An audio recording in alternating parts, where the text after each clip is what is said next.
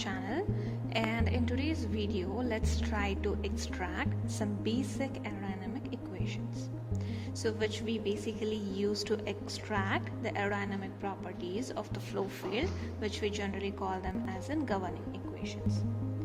But to extract these governing equations we need to follow a set of procedure which basically consists of 3 steps. In the first step, we need to choose an appropriate fundamental physical principle from the physics laws, such as the conservation of mass or Newton's second law or the conservation of energy. So once we have decided upon the physical laws, we need to apply these physical laws to a suitable model of the flow so that we can extract the equations. So this is the second step. So once we are applying the appropriate physical laws to a suitable model of the flow, we'll be able to extract the mathematical equations which are used to extract the aerodynamic properties. But here the question arises, what type of model of the fluid is suitable, or what are the different types of the models of the flows are available? Since we are applying these models of the flows to a squishy material, so before getting to know the different approaches of models of the flows, let's try to know what they are based on. So generally we do have 2 approaches on which the model of flows are extracted.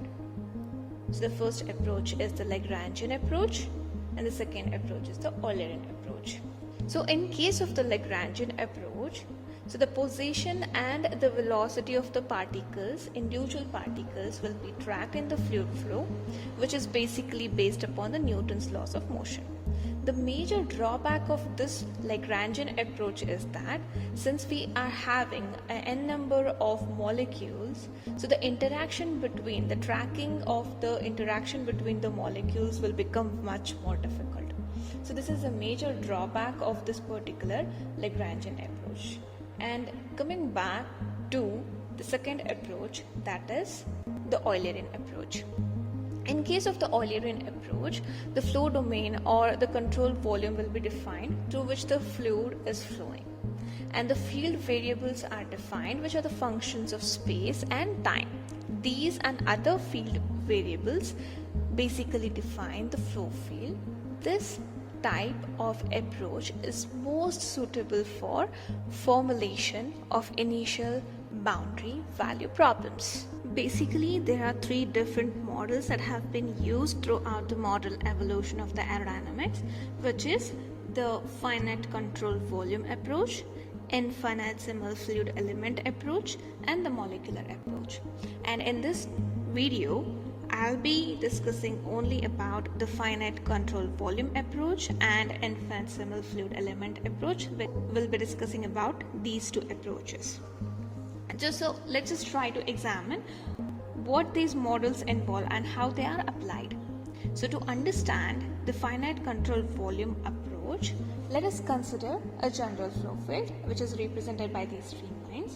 So now let us consider a closed volume which is drawn within a finite region of the flow. So this volume defines a control volume which is represented by V, and a control surface which is represented by S, which is defined as the closed surface which bounds the entire volume.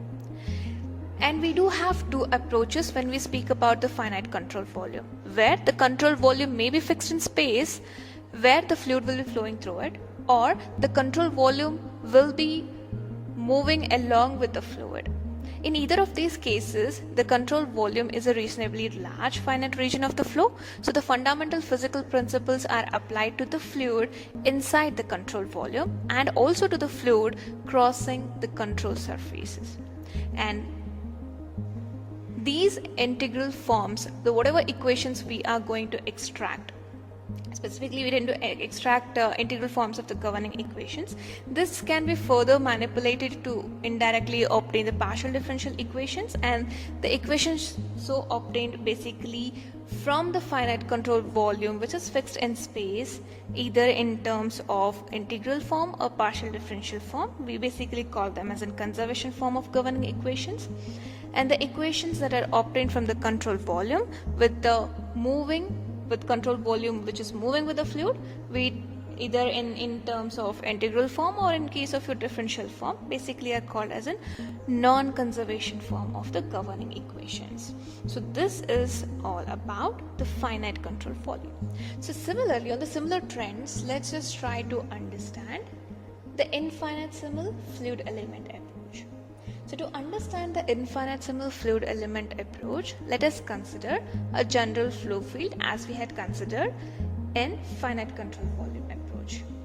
So the only difference here will be we'll be considering only a fluid element, and we are considering a general flow field which can be represented by these streamlines.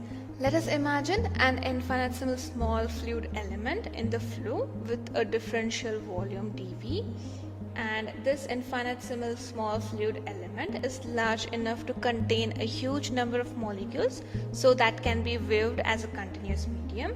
And again, in case of the infinitesimal fluid element approach, we have two approaches where the fluid element may be fixed in space with the fluid moving through it, or it may be moving along the streamline with the vector velocity which is equal to the flow velocity at each point.